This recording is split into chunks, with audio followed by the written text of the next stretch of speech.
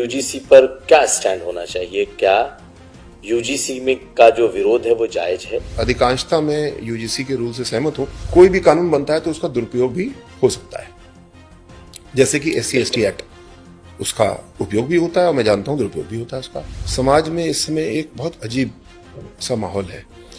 बहुत छोटी छोटी बातों को जातिगत आंदोलन के रूप में लिया जा रहा है। जैसे कि अभी एक सिपाही परीक्षा, दरोगा परीक्षा में एक प्रश्न पूछा गया, उसमें एक जाति, तो देखिए, ब्राह्मण विधायकों की बैठक हो गई, उस पर हंगामा, ठाकुर विधायक बैठ गए, उस पर हंगामा, और इस पर बाकायदा आपके अध्यक्ष तक को कहना पड़ा कि भाई इस तरीके की चीजें अप्रूव नहीं की जा सकती ये चीजें। तो आपको लगता नहीं कि ये खास करके इस सरकार में, आपकी सरकार में जाति एक बहुत बड़ा फैक्टर बनता जा रहा है? अध्यक्ष जी ने इस बात के लिए टोका, स्पष्टीकरण लिया और उस पर रोक लगाई। मैं उनको धन्यवाद देता हूँ। आपके पिता IPS, आप भी आए, तो क्या आप भी चाहेंगे कि आपके बेटे को भी आरक्षण मिले या नहीं चाहेंगे? मेरी व्यक्तिगत राय है कि अनुसूचित जाति में भी क्रीमी लेयर को आना चाहिए, पर ये मेरी व्यक्तिगत राय है। पैर में गोली मारना, दोनों पैरों में गोली मारना, मतलब ऑपरेशन लंगड़ा। आप पुलिस में रह चुके हैं, आप इस सरकार में हैं, आपको लगता है कि जरूरी है इस वक्त लॉ एंड ऑर्डर? नहीं, मैं एनकाउंटर को कभी ग्लोरीफाई ना करता था, ना भविष्य में करूंगा। गोली अगर आपके ऊपर कोई चला रहा है तो डरो मत, गोली का जवाब गोली से दो। सरकार आपका समर्थन करती है क्योंकि कानून यही कहता है। मनमोहन सिंह के बॉडीगार्ड रहे, SPG को हेड करते रहे, क्लोज प्रोटेक्शन ग्रुप में रहे, क्या अनुभव था आपका? बहुत अच्छा अनुभव था मनमोहन सिंह जी का। और उनकी पत्नी का मैं देखता था कि अगर 7 बजे निकलना है तो 6:45 पे वो हमको तैयार मिलते थे। ड्राइंग रूम में पति पत्नी तैयार होकर एकदम बैठे होते थे। कई बार तो बाहर निकल आते थे कि चले, उनके नहीं से रुकिए, अभी टाइम है करके। कई बार वो इस बात का विरोध करते थे कि मुझे इतनी महंगी गाड़ी में तुम लोग क्यों बैठाते हो। BMW की बात हो रही थी। मतलब in comparison bullet proof ambassador भी थी, बुलेट प्रूफ टाटा सफारी भी थी, 3 तरह की गाड़ियां थी। तो उनको मैं समझाता था कि सर इसका प्रोटेक्शन लेवल बहुत हाई है। नमस्कार, यूपी तक के खास पॉडकास्ट यूपी की बात में आपका स्वागत है। मैं हूं कुमार अभिषेक और हमारे साथ हैं योगी सरकार में मंत्री असीम अरुण समाज कल्याण विभाग के मंत्री हैं।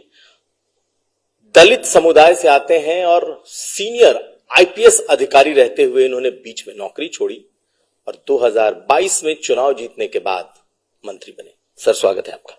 बहुत बहुत धन्यवाद अभिषेक जी। शुक्रिया। सबसे पहले तो यही कि इस वक्त एक माहौल ऐसा है जब लगता है कि 2027 में सबसे प्रमुख अगर कोई किसी वोट पर नजर है, वोट बैंक पर नजर है, तो वो है दलित।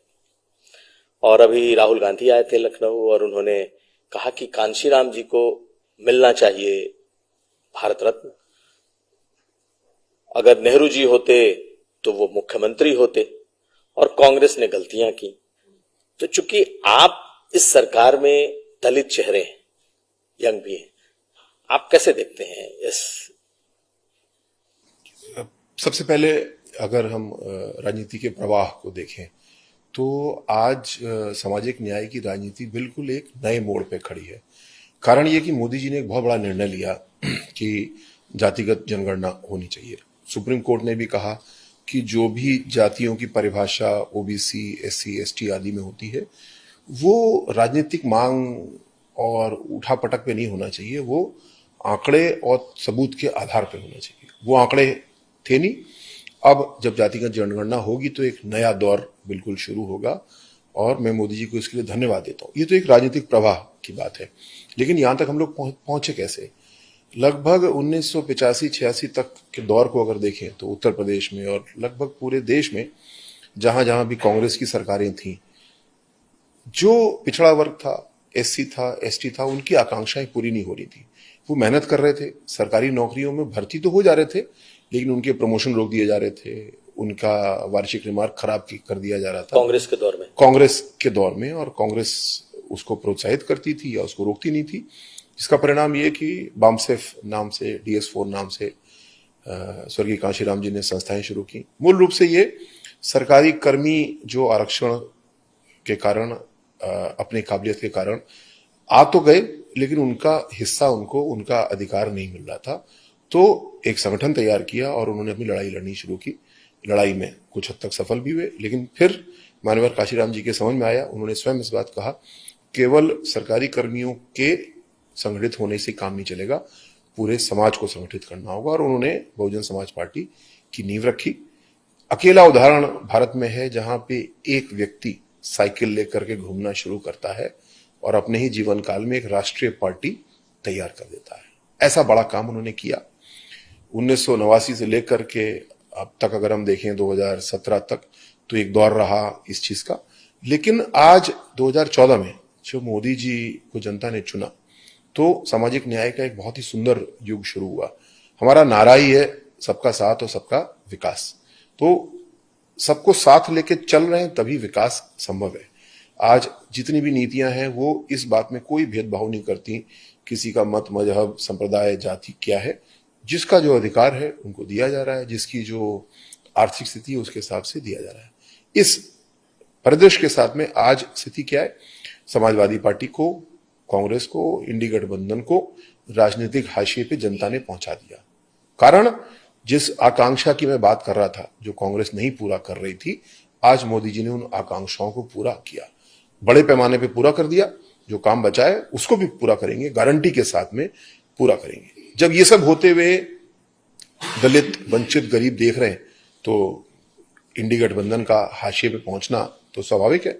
अब जब हाशिए पे पहुंच गए तब उनको दलित याद आ रहे हैं, डॉक्टर अंबेडकर याद आ रहे हैं, कांशीराम जी याद आ रहे हैं, राहुल गांधी को, अखिलेश जी को। तो ये खेल समझना कोई बहुत मुश्किल काम नहीं है, ये तो हर व्यक्ति समझता है। और खासकर दलित समुदाय के जो लोग हैं, पढ़े लिखे हैं, होशियार हैं, अपने अधिकार को समझते हैं। कांशीराम जी ने जो राजनीतिक काम किया वो तो किया ही, लेकिन जो उनके लिए कहा जाता है कि उन्होंने एक सोती हुई कौम को जगाया, ये बिल्कुल सही बात है। उन्होंने आज सबको जागृत किया। कहीं कोई घटना होती है, बात होती है, तो उसका विरोध भी किया जाता है, उसका मुकदमा भी लिखाया जाता है, कानूनी लड़ाई भी लड़ी जाती है। समाज पूरी तरीके से इस मामले में जागरूक भी है और ताकतवर भी है। तो जब आपने सुना कि राहुल गांधी ने कहा कि अगर कांशीराम होते तो मुख्यमंत्री, कांशीराम अगर नेहरू के दौर में होते तो मुख्यमंत्री होते, राहुल जी इस बात से क्या कहना चाह रहे हैं तो मेरे ख्याल से पूरा भारत नहीं समझ सकता। नेहरू जी अनुसूचित जाति के नेताओं का कितना सम्मान करते थे ये तो सबके सामने है। बाबा साहब डॉक्टर भीमराव अंबेडकर को चुनाव हराने के लिए उन्होंने कितना जतन किया, स्वयं गए उनके खिलाफ प्रचार करने के लिए, तमाम पैसा खर्च किया, उनको कॉन्स्टिट्यूएंट असेंबली में ना पाए इसके लिए उन्होंने इतना जतन किया। अगर नेहरू जी के मन में यही बात होती कि उनका दिल बड़ा है और वो सामाजिक न्याय को सही मायने में लागू करना चाह रहे थे, किसी को मुख्यमंत्री बनाना चाह रहे थे एससी समाज से, एसटी समाज से, तो कोई कमी तो थी नहीं उस समय नेताओं की, पूरा कर लेते। राहुल जी से तो मैं जानना चाहूंगा कि नेहरू जी तो अब नहीं है, पर वो उनके वंशज हैं, वो स्वयं उनका अध्ययन करें, बताएं कि नेहरू जी ने अपने जीवन में रहते हुए क्यों नहीं किसी एससी को या एसटी को मुख्यमंत्री बनाया। ये तुलना करना कि कांशीराम जी उनके समय होते तो अलग बात है। दूसरा सवाल ये भी आता है, जब कांशीराम जी ने साइकिल उठाई और काम शुरू किया तो प्रधानमंत्री कौन थे? इंदिरा जी थी, उसके बाद राजीव जी थे। तो इंदिरा जी और राजीव जी ने क्यों नहीं उनको मुख्यमंत्री बना दिया? तो मैं समझता हूं राहुल जी कोई विशेष अध्ययन नहीं करते हैं और ऐसी हल्की बातें बोलते हैं जिसको लोग साफ समझते हैं कि ये असत्य भी है और साथ साथ ऐसे ही ऑफ द कफ रिमार्क है, कोई सोच समझ के अध्ययन करके बोली हुई बातें नहीं है, लेकिन ये पीड़ा जरूर देती है। मान्यवर कांशीराम जी का हम लोग बहुत सम्मान करते हैं। इस तरह की बातें बोल के कि कांग्रेस की गलती की वजह से कांशीराम जी प्रकट हुए। कांशीराम जी प्रकट हुए क्योंकि उनकी अपनी शक्ति थी।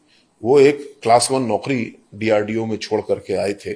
उन्होंने विवाह न करने का फैसला लिया, पूरा जीवन अपना समर्पित किया और हम लोग बहुत सम्मान करते हैं उनका। इस तरह की हल्की ओछी बातें करना बहुत गलत है, हम लोग को पीड़ा देता है और इस पीड़ा का जवाब भी समाज उनको देता रहा है, आगे भी देगा।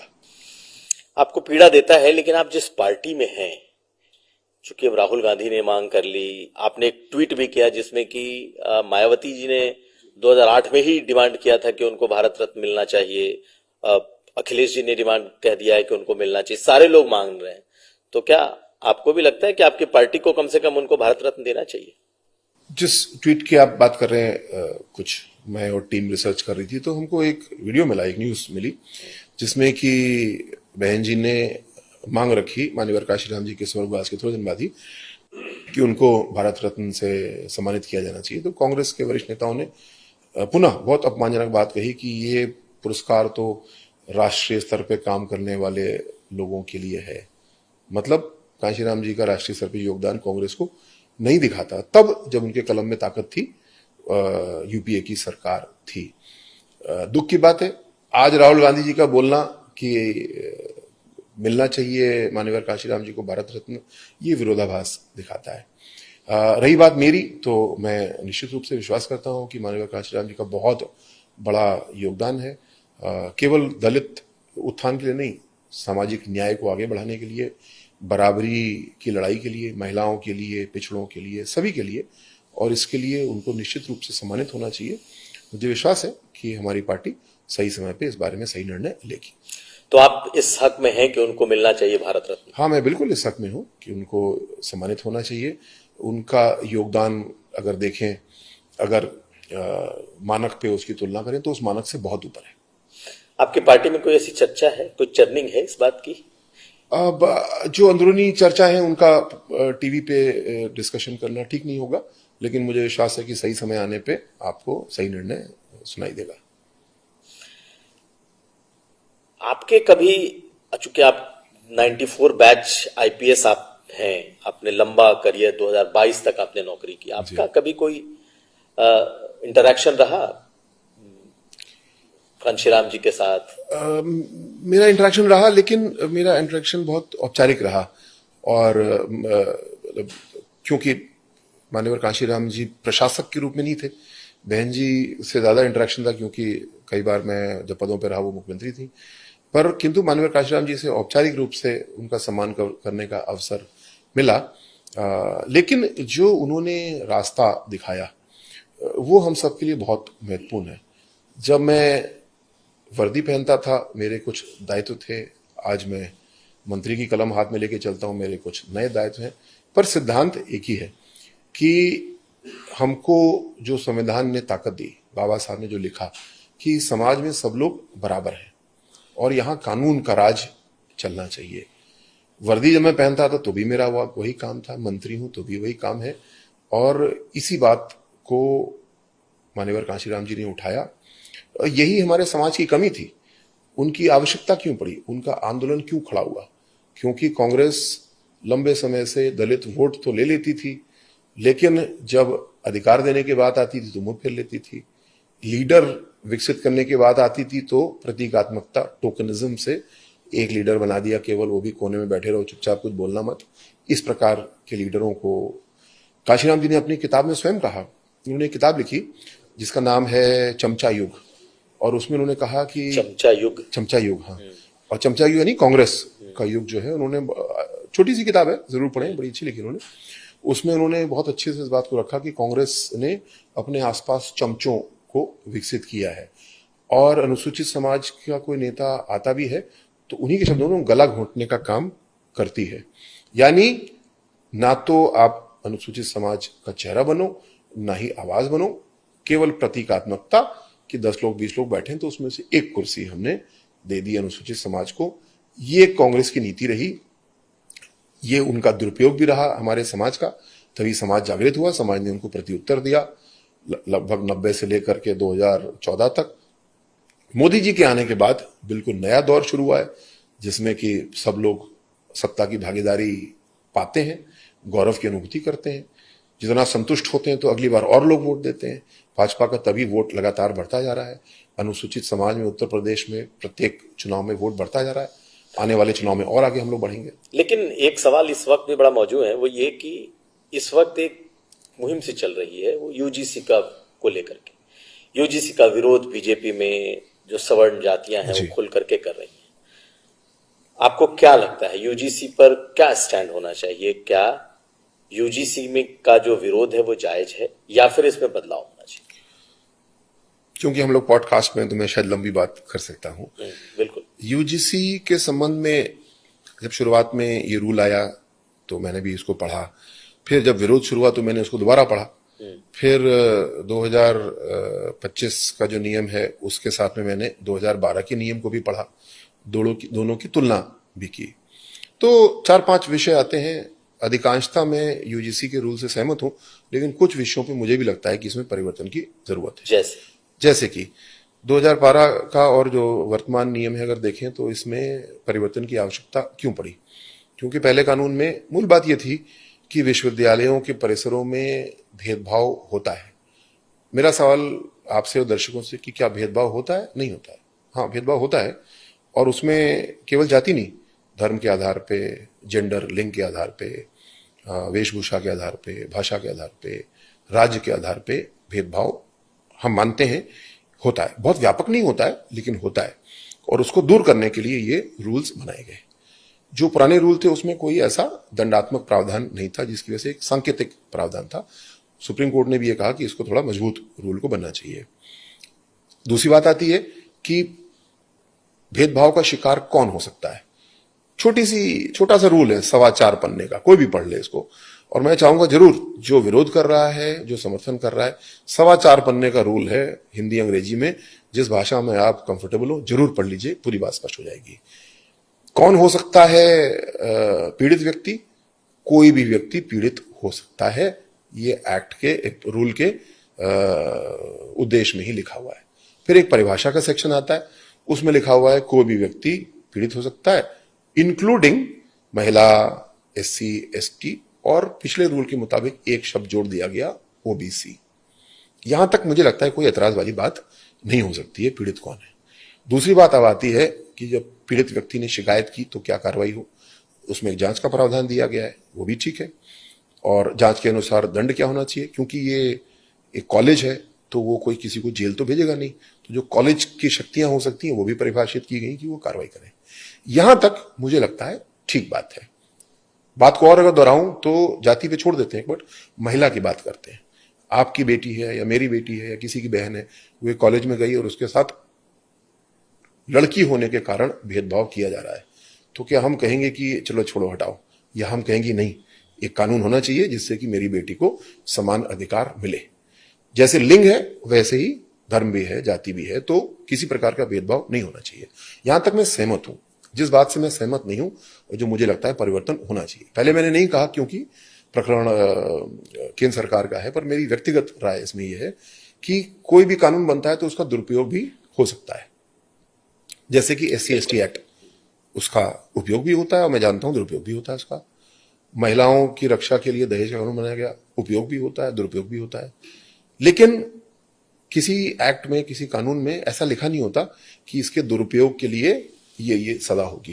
कारण कि एक सेक्शन IPC में 182 पहले से था, अब BNS में सेक्शन 217 हो गया कि कोई व्यक्ति किसी लोक सेवक को अगर गलत सूचना देता है, झूठी शिकायत करता है, और वो जांच में शिकायत झूठी पाई जाती है, तो उसके खिलाफ ये कार्रवाई होगी, इसकी इतनी सजा होगी। ये प्रावधान है। तो अगर मुझसे पूछें, और यही बात आती भी है पब्लिक प्लेटफॉर्म्स पे, कि यूजीसी का जो रूल है अगर इसका दुरुपयोग होगा तो इसके रोकथाम का क्या उपाय है, तो रोकथाम का उपाय 217 BNS देता है। लेकिन अंतिम बात ये, और बात को पूरा करूंगा, 217 बोलता है पब्लिक सर्वेंट को अगर गलत शिकायत मिलती है, बट ये रूल पब्लिक सर्वेंट के अलावा भी है। कोई प्राइवेट यूनिवर्सिटी है, प्राइवेट कॉलेज है, वहां का प्रिंसिपल, वहां के वाइस चांसलर, वो तो पब्लिक सर्वेंट नहीं है। तो इतना गैप इस कानून में छूट जाता है। इसको पूरा करने के लिए मुझे लगता है कि रूल्स में प्रावधान होना चाहिए कि अगर नॉन पब्लिक सर्वेंट है या कोई भी प्रिंसिपल टीचर है, अगर दुरुपयोग हुआ, दुरुपयोग होगा या नहीं होगा, फिलहाल हम मान लेते हैं कि दुरुपयोग हो सकता है। लड़की भी झूठी सूचना दे सकती है, माइनॉरिटी भी दे सकता है, कम SC भी दे सकता है, OBC भी दे सकता है। तो अगर झूठी सूचना आई तो उस व्यक्ति के खिलाफ कार्रवाई भी होना चाहिए, जो कि कानून प्रावधानित करता है। एक गैप जो बच जाता है यूजीसी रूल्स का, उसको भी पूरा करना चाहिए, ये मेरी व्यक्तिगत राय है। लेकिन इसमें एक छोटा सा और बात आती है जिसको लेकर के कि बहुत विरोध भी है कि क्या जो पीड़ित पक्ष है वो एक तबका ही है, दलित, ST SC OBC है, क्या सवर्ण पीड़ित नहीं हो सकता? क्योंकि शायद उसमें सवर्ण का जिक्र नहीं है। नहीं, उसमें है, उसमें जिक्र है।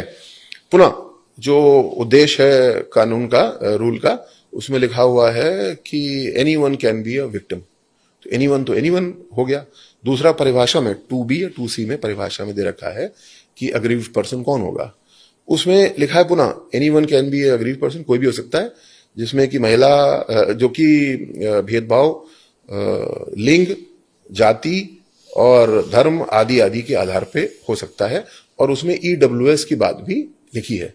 तो सवर्ण लड़की जो कि अमीर परिवार से है वो भी पीड़ित हो सकती है। उसका किसी और कारण से मजाक बन सकता है, उसकी गरीबी का मजाक नहीं बनेगा, उसकी जाति का मजाक नहीं बनेगा, या उसके भेदभाव नहीं होगा। तो मैं समझता हूं रूल जो है वो सबको ताकत देता है, किसी भी प्रकार के भेदभाव को रोकता है। मैं पुनः अनुरोध करूंगा जब आप पॉडकास्ट को पोस्ट करें तो उसका रूल का लिंक भी जरूर दें। मात्र 4.25 पन्ने का रूल है, जो भी उस रूल को पढ़ लेगा वो समझ जाएगा कि मुझे लगता है कि इत्तेफाक रखेगा कि रूल में कहीं कोई कमी नहीं है। हाँ, दुरुपयोग का जो प्रोविजन है उसके लिए कुछ ना कुछ जोड़ना चाहिए। आपको लगता है कि दुरुपयोग हो सकता है, इसलिए इसमें सुधार की गुंजाइश है?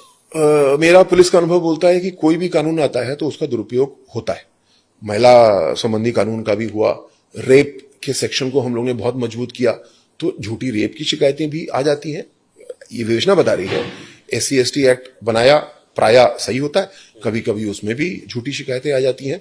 तो जब कानून बनाते हैं तो हम ये नहीं कह सकते कि सब लोग बहुत संत हैं और कोई झूठी शिकायत नहीं होगी। झूठी शिकायत करने वाले भी हो सकते हैं और उसको रोकने के लिए दंडित करने का प्रावधान होना चाहिए। ये मेरा व्यक्तिगत राय है। मुझे विश्वास है जो इस समय इसके ऊपर पुनर्विचार हो रहा है तो ऐसा जरूर शामिल किया जाएगा। आपको लगता है कि इसका नुकसान आपकी पार्टी को हो रहा है या फिर ये चीजें टाइम के साथ खत्म हो जाएंगी? मुझे लगता है कि थोड़ा और आगे बढ़ते हैं। समाज में इस समय एक बहुत अजीब सा माहौल है। बहुत छोटी छोटी बातों को जातिगत आंदोलन के रूप में लिया जा रहा है। जैसे कि अभी एक सिपाही परीक्षा, दरोगा परीक्षा में एक प्रश्न पूछा गया, उसमें एक जाति, हालांकि पंडित जाति नहीं है, पांडित्य तो कोई भी प्राप्त कर सकता है, पर फिर भी मान लेते हैं कि ब्राह्मण और पंडित पर्यायवाची जैसे शब्द है, उसको लेकर के एक परेशानी हो रही है। उससे पूर्व एक और प्रकरण ऐसा हुआ था, कहीं पे ट्रेन में 2 लोग का झगड़ा हो गया, वो राष्ट्रीय मुद्दा बन जा रहा है। कहीं पे नोएडा में सोसाइटी में 2 लोग का झगड़ा हो जा रहा है, वो जातिगत मुद्दा बन जा रहा है। मैं इस बारे में आपके माध्यम से सबसे एक अनुरोध करना चाहता हूं। मैंने 29 साल पुलिस की सेवा की, मैं भी किसी जाति का हूं, मैं भी किसी धर्म का हूं, लेकिन कहीं पे अगर कोई घटना होती है, 100 नंबर पे 112 नंबर पे शिकायत आती है, मैं पहुंचता हूं वहां पे, तो क्या मुझे ये देखना चाहिए कि कौन किस जाति का है, कौन किस धर्म का है, या मुझे कानून के हिसाब से काम करना चाहिए? जाहिर बात है कानून से काम करना चाहिए। रूल ऑफ लॉ, कानून का राज। लोकतंत्र का मतलब केवल ये नहीं है कि हम अपने प्रशासक को चुन लेते हैं। समानता हम सोचते हैं लोकतंत्र का मतलब चुनाव होता है। सही बात है, चुनाव पहला है, लेकिन चुनाव नहीं, जो चुन गया उसके मन से राजकाज चलेगा नहीं। जो प्रधानमंत्री जी हैं, मुख्यमंत्री जी हैं, राष्ट्रपति हैं, गवर्नर हैं, सब लोग इस कानून के झंडे, कानून के छतरी के नीचे हैं। तो rule of law must prevail. अब जो इस तरह की बातें हो रही हैं, हमको कानून के मुताबिक चलना चाहिए। कोई विषय इस तरह का आता है, तो आज मैं मंत्री हूं, मैं किसी समाज से भी आता हूं, तो क्या मैं केवल अपने समाज की बात करूंगा या सही और गलत पे चलूंगा? जो पुलिस वाले के रूप में मेरा दायित्व था कि कानून के हिसाब से चलो, इस बात की चिंता मत करो कि कौन किस जाति का है, किसको बुला लो या किसको भगा। मैं आज भी उसी नीति पे चलता हूं। अगर 2 लोग के बीच में झगड़ा हुआ तो जिसने झगड़ा शुरू किया था, जिसको चोट लगी, उसको दंडित होना चाहिए। वो दंडित होने वाला मेरी जाति का है, मेरे धर्म का है, इस बात से मुझे कोई फर्क नहीं पड़ना चाहिए, ना भविष्य में फर्क पड़ना चाहिए। अगर पड़ने लगा तो इसका मतलब मेरा कानून के राज में विश्वास कम हो गया, मेरा लोकतंत्र में विश्वास कम हो गया। तो मैं अपने संकल्प के साथ चल रहा हूं। मैं चाहूंगा, अनुरोध करूंगा बहुत विनम्रता से कि ऐसे जो भी मामले आते हैं, हम लोग को अपनी अपनी जाति के खेमे में नहीं खड़े होना है, लेकिन सही और गलत के साथ हमको खड़े होना है। लेकिन सरकार पर एक तरीके का ऐसा माहौल है कि एक खास जाति की सरकार जी। ऐसा लगता नहीं कि आपको इस तरीके की एक भावना, इस तरीके का एक माहौल बन गया है कि ये सरकार एक खास जाति की सरकार हो गई? इसके विपरीत सरकार तो सही मायने में सबका साथ, जो हमारा ध्येय वाक्य है, उसको पूरा करती है। आप भारतीय जनता पार्टी के विधायकों का विश्लेषण कर लीजिए, सभी जातियों से, पूरे भौगोलिक क्षेत्र से आते हैं। महिलाओं का बहुत अच्छा प्रतिनिधित्व है। आप मंत्रिमंडल को देख लीजिए, कैबिनेट को देख लीजिए। भारतीय जनता पार्टी इस मामले में जब कोई भी निर्णय होता है तो यहाँ एक समिति के साथ निर्णय होता है। सबसे पहले देखा जाता है कि किसकी क्या क्षमता है, कौन किस काम के लिए ठीक होगा।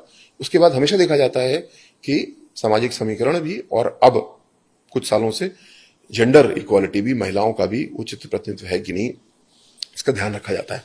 परिणाम आप देखेंगे कि कोई भी ऐसी टोली है, कोई भी ऐसा समूह है, भारतीय जनता पार्टी में आपको संतुलन दिखेगा, गुलदस्ता दिखेगा। अचानक नहीं होता है, योजना के साथ ये किया जाता है। नहीं, लेकिन आपके अगर हम चर्चा कर रहे हैं तो देखिए, ब्राह्मण विधायकों की बैठक हो गई, उस पर हंगामा, ठाकुर विधायक बैठ गए, उस पर हंगामा, और इस पर बकायदा आपके अध्यक्ष तक को कहना पड़ा कि भाई इस तरीके की चीजें अप्रूव नहीं की जा सकती, ये चीजें।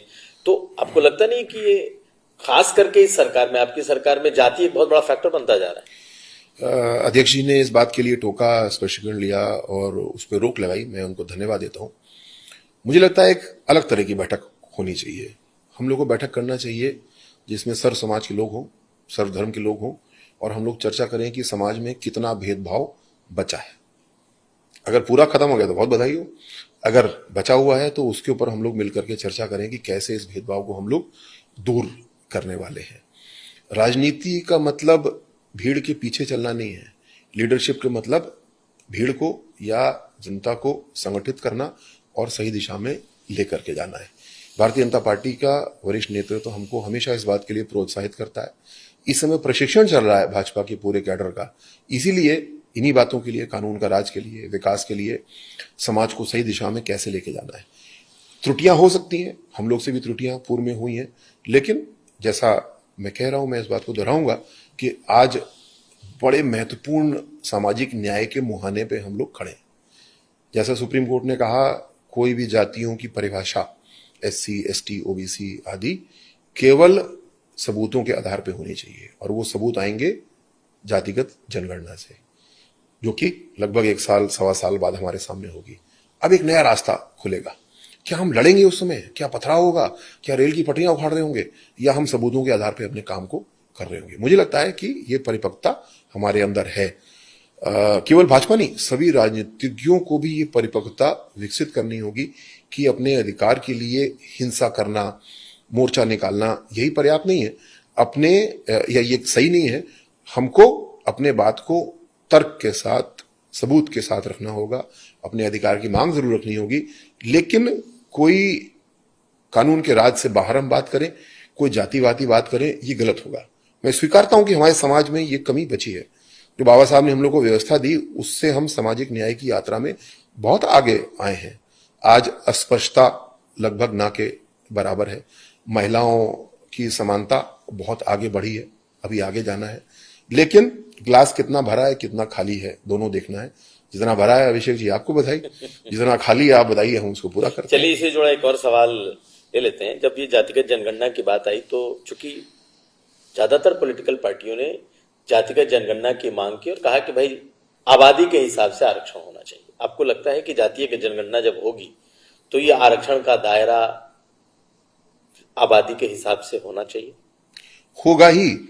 जो सुप्रीम कोर्ट का जजमेंट पिछले साल आया था, जिसमें कोटा विद इन कोटा को उन्होंने सही बताया, लेकिन साथ साथ उन्होंने ये बोला कि ऐसा कोई भी निर्णय उप कोटा या आरक्षण को छोटे समूह में बांटना, ये राजनीतिक मांगों पे और धरना प्रदर्शन के आधार पे नहीं होना चाहिए। ये ठोस सबूतों के आधार पर होना चाहिए। ठोस सबूत 2 हैं। कोई भी एक जाति, मान लीजिए, नाम लेना अच्छा नहीं होगा, उनकी मांग है कि हमको अनुसूचित जाति में कर दिया जाए, तो पहला आंकड़ा चाहिए कि उस जाति के कितने लोग हैं। दूसरा, उस जाति के कितने लोग शिक्षा में, नौकरी में, जनप्रतिनिधि में हैं। जब अगर उस जाति की जनसंख्या 1% है और 1% प्रतिनिधित्व भी है, तो प्रतीत होगा कि ये तो ठीक ही है, इनको आरक्षण की कोई अलग से नई आवश्यकता नहीं है। लेकिन अगर उस जाति का प्रतिनिधित्व 1% नहीं है, आधा % है, 0% है, तो पूरा समाज, पूरा देश, सुप्रीम कोर्ट भी स्वीकारेगा कि हाँ, ये बात तो सही है भाई, इनको 1% का आरक्षण मिलना चाहिए। इस बात के लिए ये बहुत बड़ा परिवर्तन होने वाला है। इसके आधार पे जो 27% OBC आरक्षण है, उसके 2, 3, 4 कोटा बन सकते हैं। SC का आरक्षण है, उसके कोटा बन सकते हैं। और इसके आधार पे मुझे विश्वास है कि सामाजिक न्याय का एक बिल्कुल नया आयाम शुरू होगा। केवल एक बात मैं अपनी तरफ से जोड़ूंगा कि आर्थिक आकलन, आय प्रमाण पत्र, इस व्यवस्था को भी मजबूत करना होगा। आज कुछ कमी है इसमें। जो व्यक्ति वाकई में गरीब नहीं है या उतना गरीब नहीं है, वो अपना गरीबी का आय प्रमाण पत्र बनाने में कभी कभी सफल हो जा रहा है। इस प्रक्रिया को, आय प्रमाण पत्र जारी करने की प्रक्रिया को भी हम लोग को और मजबूत करना होगा, जिससे कि जिस आधार पे हम लोगों को विकास योजनाओं से जोड़ते हैं, हम तय करते हैं पात्रता ये है, पर क्योंकि उसमें थोड़ी सी कमजोरी बची है तो कुछ लोग लाभ लेते हैं, उसको हम लोग को और तो टाइट करना आपका फिर इस पर क्या ख्याल है कि अगर किसी, जैसे हम क्रीमी लेयर भी कहते हैं, अगर कोई, जैसे आपके पिता आईपीएस, जी। आप भी आए, जी। तो क्या आप भी चाहेंगे कि आपके बेटे को भी आरक्षण मिले या नहीं चाहेंगे? मेरी व्यक्तिगत राय है कि अनुसूचित जाति में भी क्रीमी लेयर को आना चाहिए, पर ये मेरी व्यक्तिगत राय है।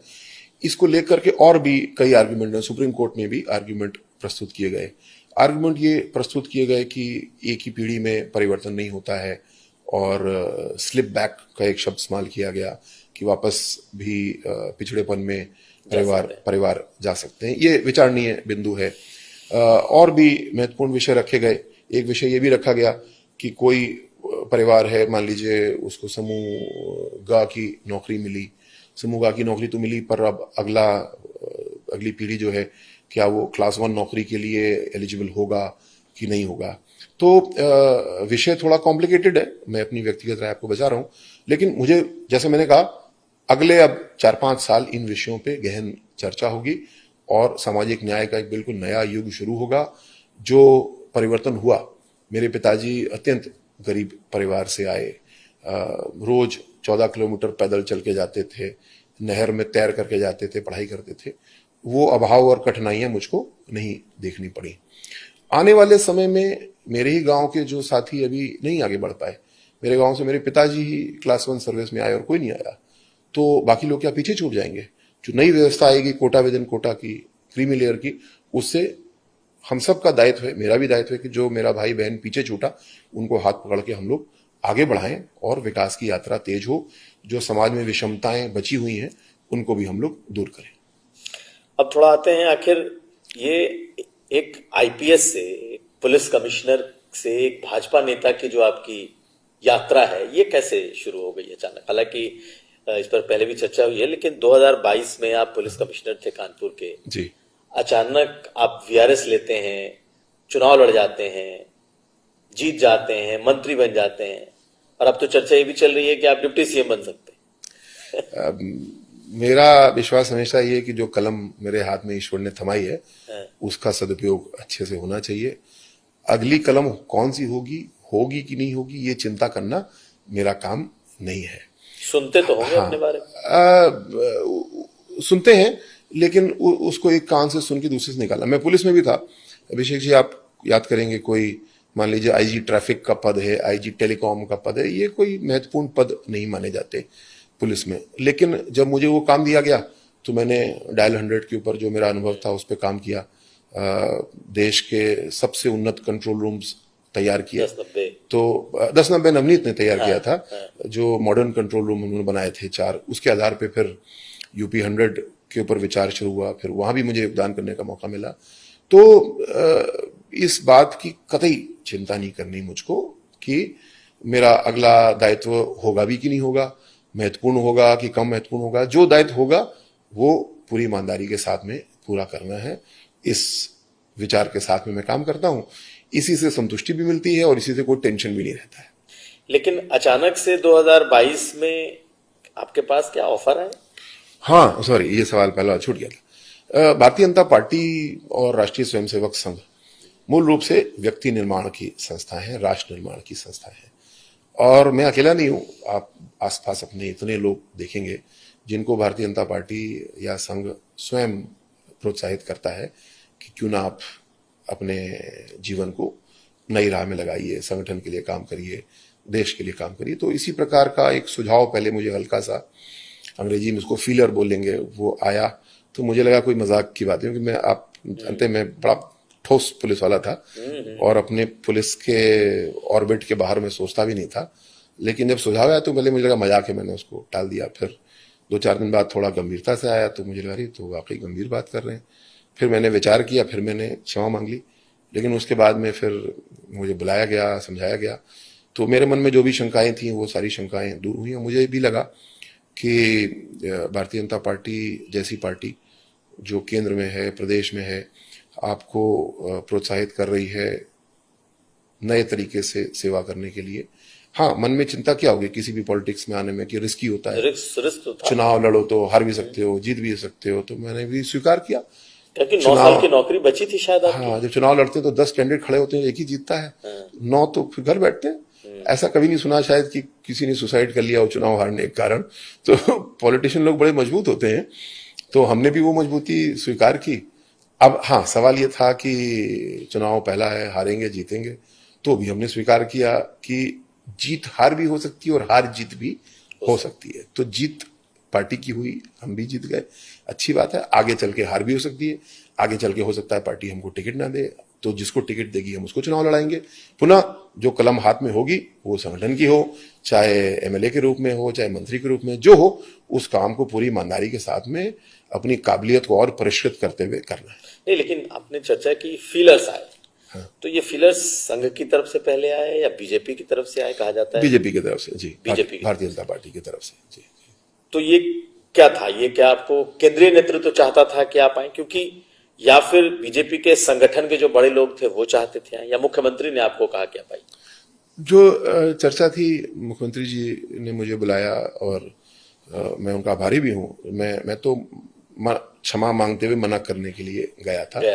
लेकिन जो मैंने समस्याएं बताई, यही रिस्क वाली समस्या बताई, मैंने कहा था मेरे पास कुल जमा एक फ्लैट है, मैं उसको बेच के तो चुनाव लड़ नहीं पाऊंगा, बेच लूंगा तो भी चुनाव नहीं लड़ पाऊंगा। तो उन्होंने कहा कि नहीं, आपको खर्चा नहीं करना है, पार्टी सपोर्ट करती है, सबको करती है, आपको भी करेगी, आपको थोड़ा ज्यादा कर देगी अगर कमी होगी तो। और हमने भी चुनाव लड़ा तो बहुत ही मितव्ययिता के साथ, न्यूनतम खर्चे वाला चुनाव हमने लड़ा और पार्टी जीती, हम भी साथ में जीत गए। पर मैं समझता हूं कि भारतीय जनता पार्टी में ऐसे निर्णय और सभी निर्णय कोई एक व्यक्ति नहीं लेता, ये सामूहिक निर्णय होते हैं। और आपने कभी सोचा कि इतना बड़ा पुलिस महकमा, इतने अधिकारी, लेकिन बीच सर्विस में जो आदमी अब एडीजी बनने वाला हो, कल को डीजी बनता, डीजीपी बनता, उस आदमी पर ही बीजेपी ने क्यों दांव लगाया? क्या आपका दलित बैकग्राउंड होना? हाँ, दोनों बात है। भारतीय विशेषज्ञता और विविधता। कुछ मेरी विशेषज्ञता भारतीय जनता पार्टी ने देखी होगी। विशेषज्ञता शायद ये होगी कि अब मैं अपनी तारीफ करूंगा तो बड़ी शर्म आएगी मुझे, इसलिए छोड़ देता हूं उस बात को। लेकिन हाँ, विविधता, भारतीय जनता पार्टी हर वर्ग से नेता विकसित करती है और मेरे समुदाय से भी नेता विकसित कर रही। मैं अकेला नहीं हूं, और भी लोग हैं जिनको विकसित कर रही है। तो विविधता और विशेषज्ञता दोनों विषय हैं, मुझे लगता है, जिसकी वजह से मेरे ऊपर निगाह घूमती हुई आई होगी। पुनः मैं इस बात को सबसे कहूंगा आपके चैनल के माध्यम से, मैं अकेला थोड़ी हूं। ब्यूरोक्रेसी से, डॉक्टर से, इंजीनियर से, मीडिया से, कौन सी ऐसी फील्ड है, डिप्लोमेसी से, जहां से भारतीय जनता पार्टी ने नेतृत्व विकसित नहीं किया। और यही भारतीय जनता पार्टी की ताकत है और आगे भी रहेगी। बीजेपी के विपरीत आप देख लीजिए, जो परिवारवादी पार्टियां हैं, ये तो किसी को नेता बनने नहीं देती। कोई अगर काबिल व्यक्ति गलती से इनके पास पहुंच भी जाता है तो उसको काट छाट के छोटा कर देते हैं। यहां पे भारतीय जनता पार्टी में मुझे अगर लेकर के आ रहे हैं, अगर मेरे अंदर कोई काबिलियत है, तो किसी दूसरे को कोई ईर्ष्या भाव नहीं होगा।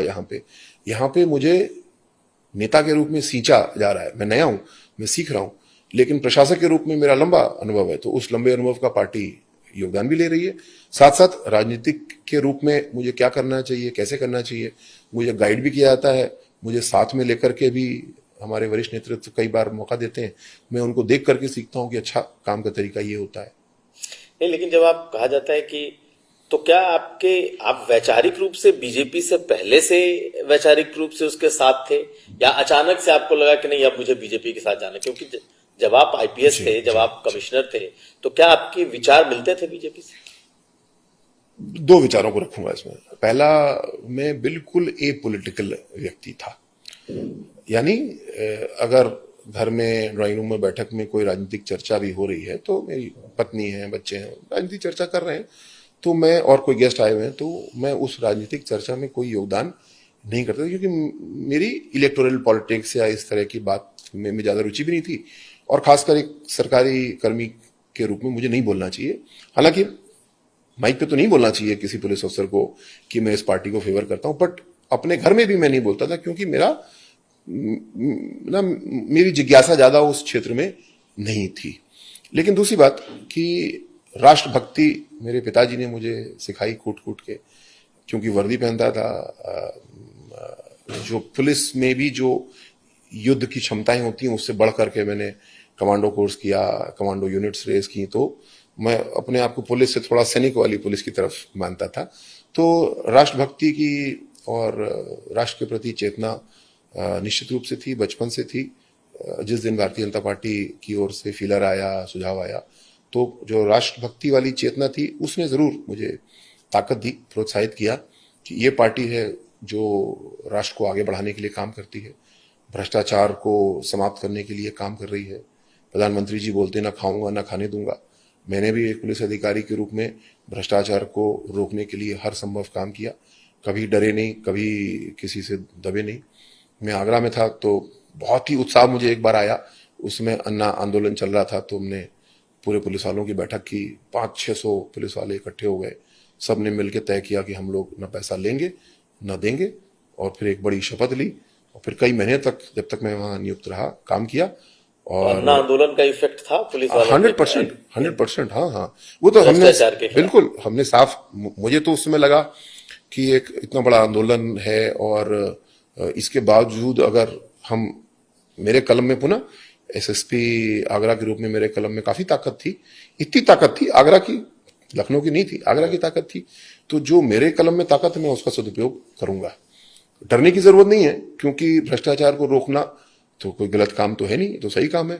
तो जो कोई भी नॉर्मल व्यक्ति पुलिस में करता उससे बहुत आगे बढ़ के, ओवर स्टेप करके मैंने ये किया। और लेकिन जितना समर्थन मिला, जितना उत्साह मिला, और सबसे बड़ी बात मेरे पिताजी जो लाइनें समझते थे कि कहाँ ड्रॉ होनी चाहिए, उन्होंने बहुत आशीर्वाद दिया।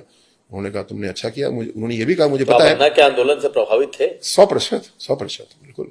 केजरीवाल से प्रभावित नहीं हुए? नहीं, उस समय अन्ना जी के आंदोलन से सब प्रभावित थे, जो उन्होंने बात रखी, या यूं कहूं उनके नेतृत्व में जो बात हुई उसे कौन इनकार करेगा, वो तो देश के लिए अच्छी बात थी।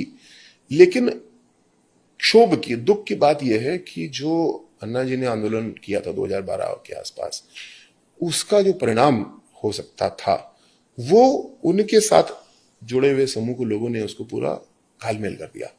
लेकिन धन्यवाद प्रधानमंत्री मोदी जी का कि जो जागरूकता या जो विरोध आंदोलन खड़ा हुआ था, मोदी जी भी उस बात को समझते थे।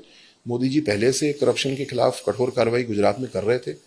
तो ये दोनों चीजें मिलकर के आती हैं कि 2012, 13, 14 में लोगों की आकांक्षा क्या थी कि करप्शन को खत्म करो, छोटे वाले करप्शन को भी खत्म करो, और कोल स्कैम के, स्पेक्ट्रम एलोकेशन स्कैम के करप्शन को भी खत्म करो। इधर एक लीडर आता है प्रधानमंत्री मोदी जी के रूप में, जो ठोक करके करप्शन के खिलाफ कार्रवाई कर रहा है, जो बोल रहा है पूरे देश के करप्शन को मैं ठीक करूंगा। तो दोनों चीजें बहुत अच्छी से मिली और लोगों ने मोदी जी को आशीर्वाद दिया, भारतीय जनता पार्टी को आशीर्वाद दिया, और हम सब मिलके, ये पार्टी है जो लगातार इस बारे में सोचती है कि हमारी नैतिकता और ऊंची कैसे हो। क्या आज हम कह सकते हैं कि हम एकदम 100% संत हो गए? नहीं, हम नहीं कह सकते। हमारे अंदर कमियां होंगी, उन कमियों को हम और दूर करने की चेष्टा करते हैं, और अकेले हम नहीं, पूरा सिस्टम इस बारे में चर्चा करता है कि और अच्छा कैसे किया जाए, और बेहतर कैसे, और नैतिकता के स्तर को राजनीति में कैसे ऊपर ले जाया जाए। पॉलिटिकल सवाल में एक और बार बार जिक्र उठता है कि चूंकि बीजेपी आपको, जिसे कहते हैं ना, चूज करके निकाल के लाई, एक चेहरे को आगे किया, एक दलित यंग यूथ चेहरे को उन्होंने आगे किया, मंत्री बनाया। उप मुख्यमंत्री की बातें सुनते हैं कि आपका नाम भी उप मुख्यमंत्री के लिए चलता रहता है कि भाई अब तीसरे उप मुख्यमंत्री होंगे और एक दलित होगा, और उसमें आपके नाम की चर्चा होती है। ऐसी चर्चाएं तो बहुत से नामों की होती हैं। कभी कभी कोई बहुत छोटा व्हाट्सएप चैनल भी लिख देता होगा, लेकिन जैसे मैंने कहा, ये चिंता करना मेरा काम नहीं है, और इस आकांक्षा को पालना भी गलत होगा।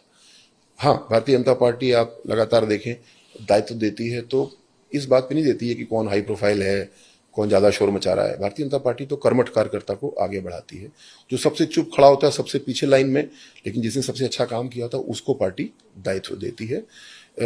जो मेरे पास दायित्व है वो बहुत बड़ा दायित्व है, और उससे आगे की कामना करना मेरे लिए मेरा काम भी नहीं है, मेरी इच्छा भी नहीं है, मेरे लिए ये शोभनीय भी नहीं है। जो मुझे काम मिला है, जो कलम मुझे हाथ में थमाई गई है, इसका सदुपयोग मैं कर रहा हूं और आगे भी करता रहूंगा। लेकिन आप कन्नौज से जीते हैं और कन्नौज अखिलेश यादव एक तरीके से अपना मानते हैं कि कन्नौज मेरा है। हारे भी, दोबारा जीते भी, आप उस वहीं सदर से आप विधायक हैं। आपके बारे में एक बात कहा जाता है कि आप अखिलेश यादव से आपके जो रिश्ते हैं वो आप उतने तीखे उनके प्रति नहीं बोलते हैं। पॉलिटिशियन हैं लेकिन आप बड़ा संभल के, तो ये क्या कहा जाए, कोई केमिस्ट्री है आपके अखिलेश यादव से? नहीं, ऐसा नहीं है। जैसा आपने कहा, अखिलेश जी कन्नौज को अपना मानते हैं और मैं कन्नौज का हूं, मैं कन्नौज का निवासी हूं। मेरे पीढ़ियों से पिताजी ने एक बार बहुत अध्ययन किया कि क्या हमारा परिवार कहीं से आया था। कहीं से नहीं आया था, हम लोग कन्नौज के ही मूलतः हैं, मूलतः। मतलब 8 पीढ़ी जहां तक का सिदरा हमारा उपलब्ध हुआ, हम खैरनगर गांव के कन्नौज के ही हैं, हम कहीं से नहीं आए हैं। पर कोई नहीं, अखिलेश जी बगल के जिले से आए, चुनाव लड़ते हैं, तो कोई उसमें ऐसी विरोध वाली बात नहीं है। देखिए, मैं मानता हूं कि राजनीति में कटुता नहीं होना चाहिए। मैं अखिलेश जी की आलोचना करता हूं नीतिगत विषयों पे। अखिलेश जी ने कन्नौज में बाबा साहब के नाम पे मेडिकल कॉलेज था, उसको उन्होंने काटा। हमने उनकी खूब आलोचना की, तीखी आलोचना भी की, लेकिन जब हम योगी जी के पास गए और योगी जी आए कन्नौज में, तो उन्होंने हम लोग की बात को माना और बाबा साहब के नाम को वापस वहां पे लिखा। जो राजनीति का तीखापन की बात आप कहें, तो जब मैं 2022 में चुनाव जीता, पार्टी ने बड़ी मेहनत की, सभी लोग लगे, हम लोग जीते चुनाव को।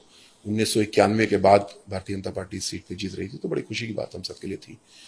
जो सज्जन हारे, स्वर्गीय श्री अनिल दोहरे जी, वो भी बहुत अच्छे व्यक्ति थे, 3 बार के विधायक थे, सपा के विधायक थे, और चुनाव के दौरान मेरी उनकी एक आध बार कहीं चलते फिरते मुलाकात भी हुई, तो उन्होंने कोई बैरभाव नहीं दिखाया। जबकि मुझे अंदर की सूचना ये आती थी कि सपा ने कहा, उन्होंने कहा कि इस बार भारी कैंडिडेट तुम लोग ले आए हो, कुछ फाइट होगी, और फाइट हुई भी, हम लोग जीते भी। लेकिन जीतने के तुरंत बाद जैसे रिजल्ट आया, अगले घंटे में मैं उनके घर पे गया, अनिल दौरे जी के, उनसे मुलाकात हुई। उन्होंने, मुझसे बड़े थे उम्र में, उन्होंने बहुत आशीर्वाद दिया। साथ साथ उन्होंने ये भी बताया कि क्या क्या और होना चाहिए, और मुझे लगता है कि राजनीति का रूप यही होना चाहिए। दुर्भाग्य से अनिल भाई साहब आज इस दुनिया में नहीं है, फिर वो बीमार हुए, कैंसर हुआ। जो उनके इलाज में मैं योगदान कर सकता था वो भी मैंने करने की कोशिश की। तो वो तो मेरे सीधे प्रतिद्वंदी थे। उन्होंने भी, उनका बेटा है यश, बहुत अच्छा बच्चा है, उससे भी मेरी नियमित मुलाकात होती रहती है, वो मेरे पास आता है, मैं भी उनके घर चला जाता हूं।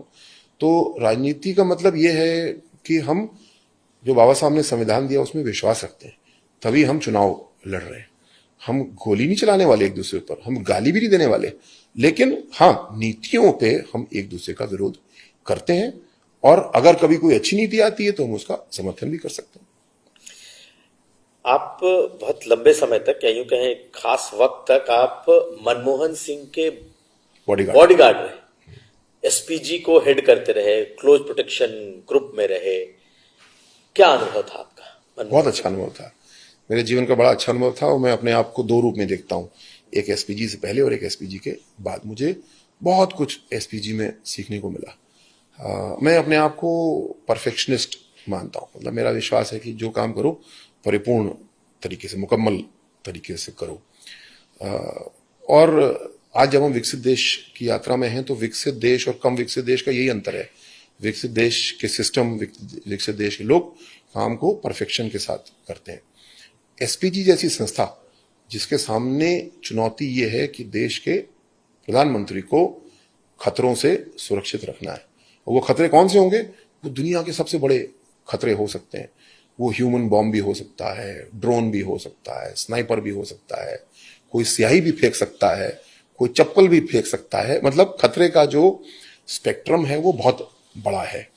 मतलब अपमान करने का भी हो सकता है और बड़े से बड़े बम लगा करके हत्या करने का भी हो सकता है। इसको करने के लिए एसपीजी इतना दिमाग लगाती है, इतनी रिसर्च करती है, इतना परफेक्शन लाती है कि मेरे समझ में आया कि परफेक्शनिस्ट तो मैं था, लेकिन वहां तक पहुंचना कैसे, कार्य पद्धति क्या हो, ये मुझे समझ में आया। दूसरी बात और भी महत्वपूर्ण समझ में मुझे आई, मैं उससे पहले जब पुलिस के नौकरी में था तो मैं इस बात को नहीं समझ पाता था कि तुम एक बड़े सिस्टम का हिस्सा हो। मुझे लगता था कि मैं एसपी हूं और मैं सब कुछ ठीक कर दूंगा। शायद युवाओं को ऐसा लगता भी है, लेकिन जब मैं एसपीजी में गया तो मेरे समझ में आया कि तुम एक बड़ी मशीन है, उसका एक पहिया, एक गरारी तुम भी हो, और तुमको सबके साथ मिल करके काम करना है, सामंजस्य के साथ काम करना है। और जब मैं 2008 में डेपुटेशन से वापस लौट के आया, फिर एसएसपी अलीगढ़, गोरखपुर, आगरा वगैरह पोस्ट हुआ, तो मेरे काम करने की गुणवत्ता भी अच्छी हुई, सिस्टम बिल्डिंग में योगदान किया, सफलता भी मिली, और साथ साथ कहीं किसी प्रकार की लड़ाई ना तो किसी राजनीतिक से होती थी, ना किसी अधिकारी से होती थी, बल्कि आज भी जिन जिलों में पोस्टेड रहा मैं, जिस भी पार्टी के लोग हों, सबके फोन आते रहते हैं, मेरी मुलाकात होती रहती है। एसपीजी ने भी अच्छे आपको से। आपको परफेक्ट बनाने में अपनी हाँ भूमिका हाँ निभाई हाँ, है। नहीं परफेक्ट तो नहीं बना। परफेक्शन तो ऐसी चीज है, जब हम वहां तक पहुंचते हैं तो वो और आगे चली और जाती आगे है, वो मानक जो है वो और ऊपर जाता है। तो परफेक्ट तो हम लोग कभी नहीं होंगे, आप परफेक्शनिस्ट होंगे, और ऊंचे पहुंचे, आगे बढ़े, आगे और आगे बढ़ना है, देश को भी उसी प्रकार और आगे बढ़ाना है। लेकिन मनमोहन सिंह के साथ जो आपने वक्त गुजारे, उनके बॉडीगार्ड के तौर पर या उनके जी। सुरक्षा के तौर पर, सुरक्षा हेड के तौर पर, आपने क्या सीखा? उनसे कुछ सीखा? मैंने उनसे बहुत कुछ सीखा। सबसे पहली बात उनसे सीखी अपना टाइम मैनेजमेंट। वो उनका कार्यक्रम बिल्कुल time dot dot dot dot होता था, और उस लेवल पे कई बार बड़ी चुनौतीपूर्ण स्थिति होती है। जैसे कि मान लीजिए कोई किसी दूसरे देश के प्रेसिडेंट आए हैं, तो राष्ट्रपति भवन में कोई कार्यक्रम है, वहां पे इस तरह होता है कि शाम को 7:30 बजे विजिटिंग देश के राष्ट्रपति आएंगे, 6:58 पे उपराष्ट्रपति आएंगे, 6:57 पे प्राइम मिनिस्टर ऑफ इंडिया आएंगे। उस समय सोनिया गांधी जी महत्वपूर्ण थी, तो 6:56 पे सोनिया गांधी जी आएंगे, उससे 30 सेकंड पहले होम मिनिस्टर आएंगे। मतलब ऐसे करके, और सब लोग अलग अलग रूट से आ रहे हैं, सबके कारकेड्स चल रहे हैं, और सबको टाइम पे पहुंचा देना है। आप अगर 30 सेकंड पहले पहुंच गए तो आप गलत पहुंच जाएंगे, 30 सेकंड लेट हो गए तो वाइस प्रेसिडेंट पहुंच गए होंगे, आप यानी प्राइम मिनिस्टर बाद में पहुंच रहे होंगे।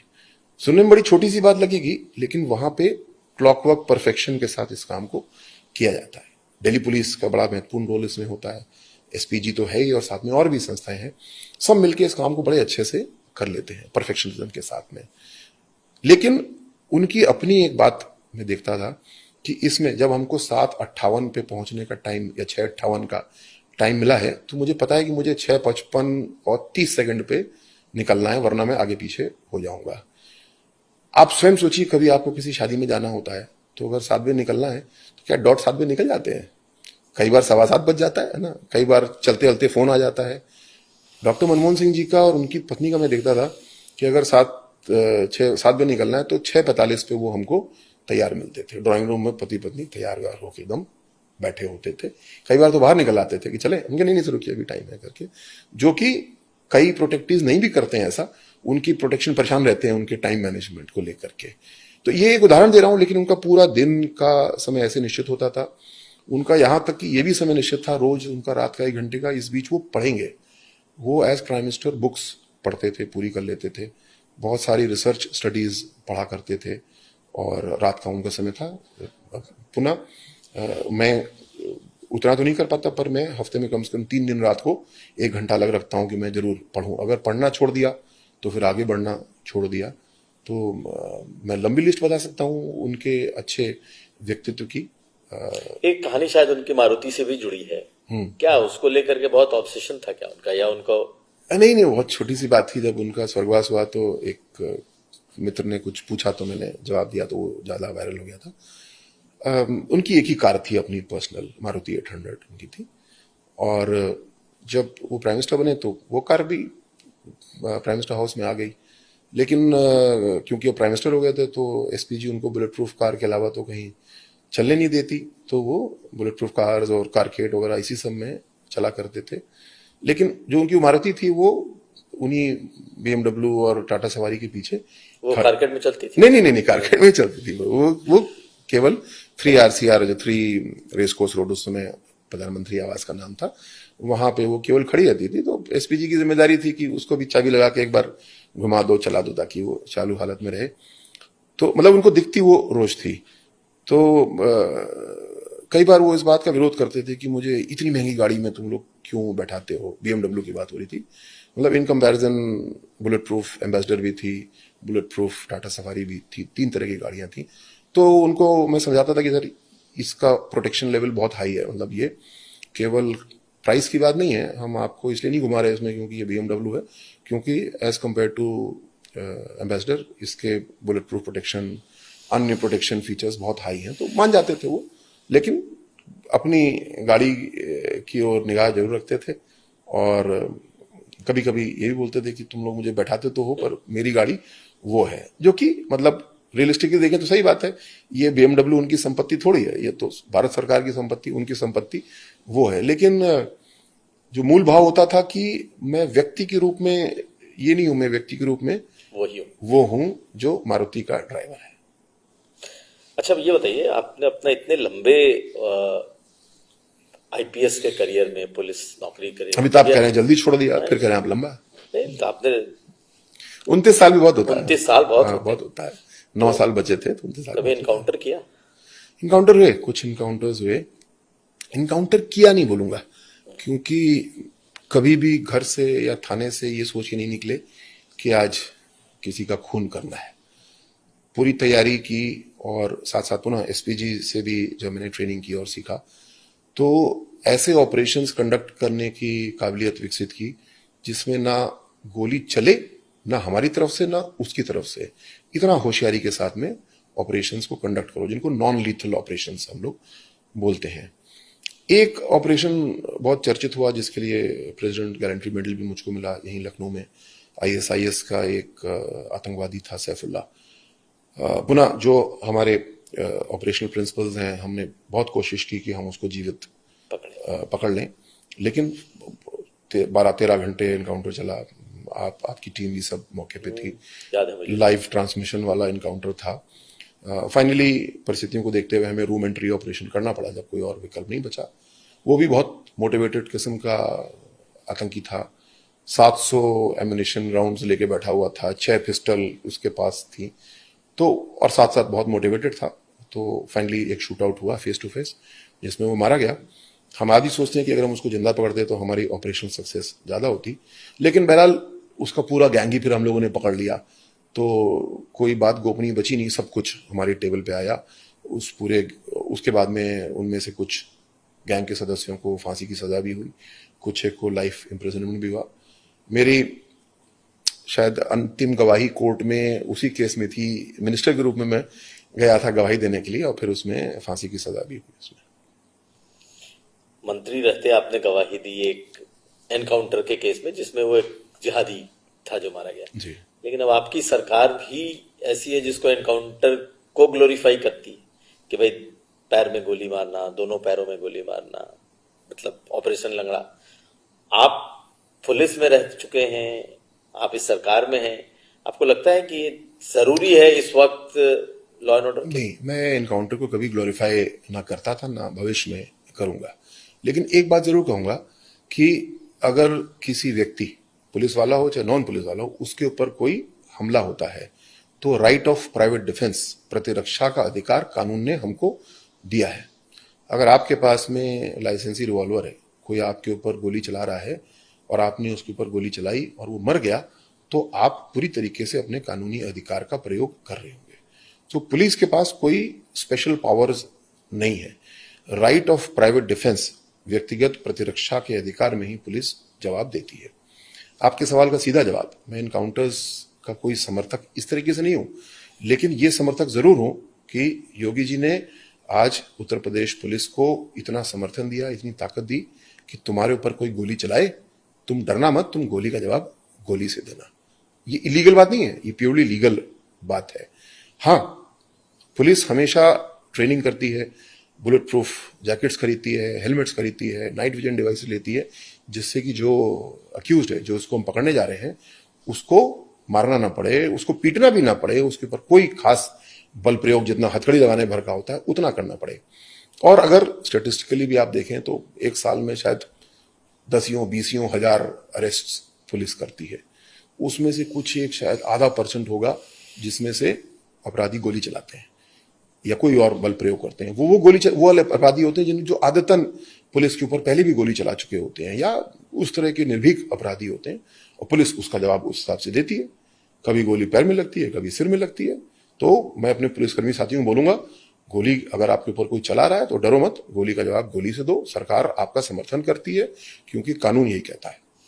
लेकिन आपकी सरकार भी तो इस एनकाउंटर को ग्लोरीफाई करती है कि इतने एनकाउंटर, इतने, आपको लगता है कि ये जरूरी है? नहीं, या फिर सरकार की जो एक छवि बनी है कि देखो योगी जी का शासन है, अगर आज दूसरे राज्य में दूसरे राज्य के लोग कहते हैं कि भाई वहां अगर ये हुआ होता तो अब तक तो इसका एनकाउंटर हो जाता।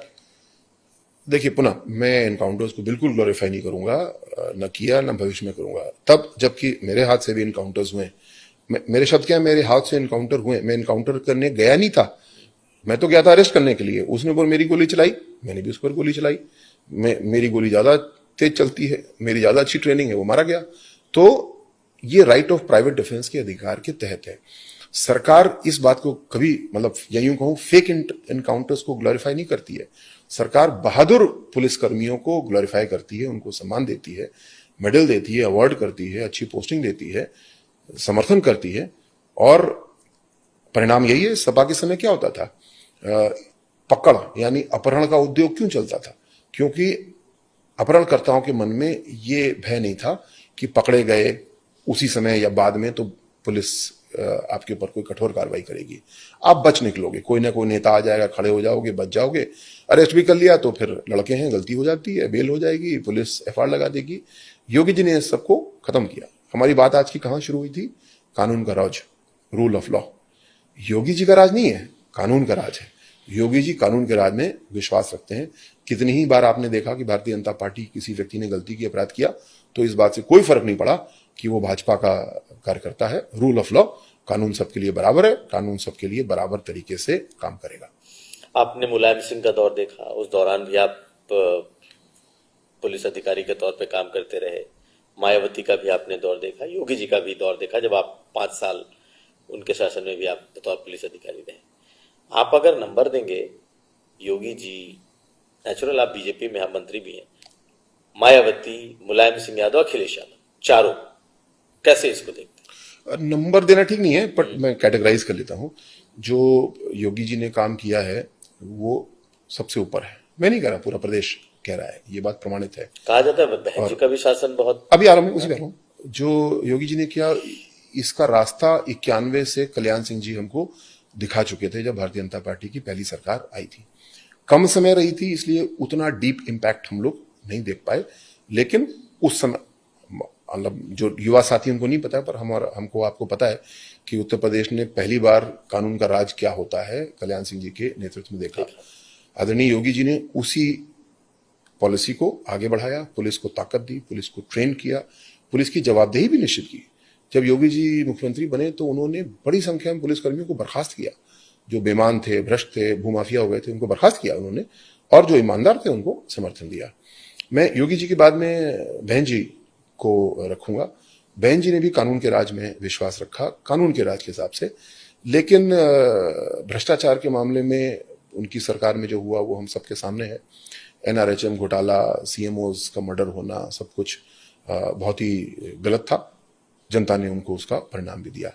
अखिलेश जी और मुलायम सिंह जी, स्वर्गीय मुलायम सिंह जी, हालांकि स्वर्गीय लोगों के बारे में कुछ बुरी बात नहीं बोलना चाहिए, लेकिन आप विश्लेषण कर रहे हैं तो मैं कहूंगा कि सपा इस मामले में तीसरे पायदान पे है, बल्कि नेगेटिव पायदान पे है। कितने सारे उदाहरण हमारे सामने हैं। आपका भी एक्सपीरियंस था। वन डिस्ट्रिक्ट वन माफिया उन्होंने बनाया।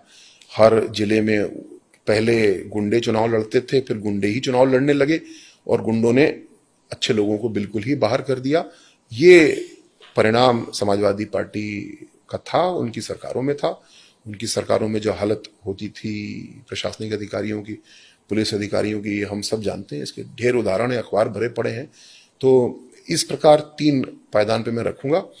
और ये भी जरूर अपनी बात पूरी करने से पहले, खत्म करने से पहले कहूंगा, मैं आपको आंकड़े दिखा सकता हूं कितने मर्डर कम हुए, किडनैपिंग फॉर रैंसम तो खत्म ही हमने कर दी बिल्कुल, लेकिन असली मानक अलग है। असली मानक ये है, जब मैं पुलिस में था तो जब सर्दी आती थी तो हम लोग रात को कॉन्वॉय लगाते थे, आपको याद होगा, बैरियर लगाते थे, 50-100 गाड़ी हो जाती थी, तब निकालते थे। क्यों? क्योंकि रोड उल्लप हो जाएगा, कहीं लूट जाएगी।